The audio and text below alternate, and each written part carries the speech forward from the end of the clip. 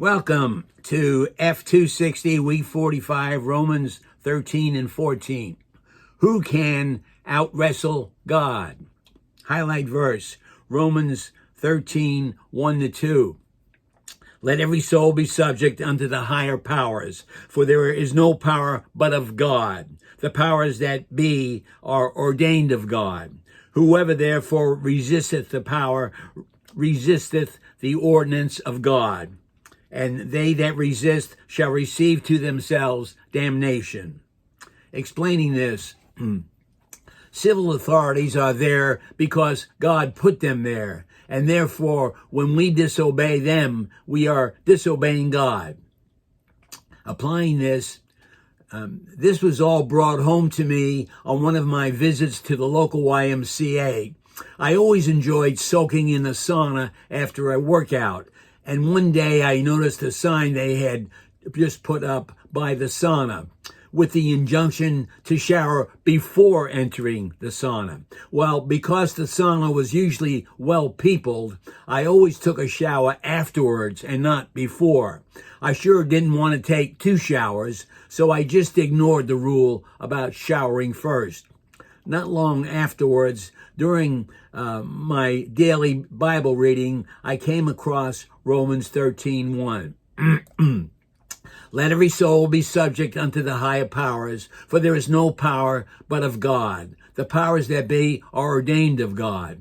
I would like to say that I immediately started showering before the sauna as well as afterward. However, I have to admit I wrestled with God over this. But who can out-wrestle God?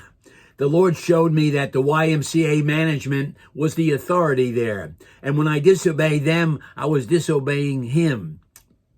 In fact, He also went on to show me that all those speed limit signs on the highways also were put there by authorities. My wife had constantly remonstrated with me whenever I exceeded the speed limit. My retort had always been, they never stop you unless you're doing more than 10 miles over the speed limit. So the default speed limit was really 10 miles more than what the speed limit said. Well, after my epiphany at the Y, the Lord was having none of that. He let me see that a default speed was a default sin. And even though it wasn't a grievous sin, nevertheless, it was still sin. And sin separates me from God. If I regard iniquity in my heart, the Lord will not hear me. Psalm 66:18. However, there is an exception to the rule of obeying the authorities. If the civil authority is requiring us to do something immoral or unscriptural, then in that case, it is better to obey God than to obey the civil authority.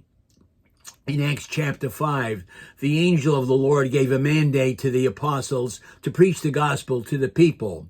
They were arrested and brought before the Jewish council and were forbidden to do any teaching about Jesus. The apostles responded that they ought to obey God than obey man. The Pharisees had them beaten. However, a highly respected Pharisee named Gamaliel came to their defense and they were let go with a warning. My response, they departed from the presence of the council, rejoicing that they were counted worthy to suffer shame for his name. And daily in the temple and in every house, they ceased not to teach and preach Jesus Christ. Acts 5:41-42. Amen and God bless.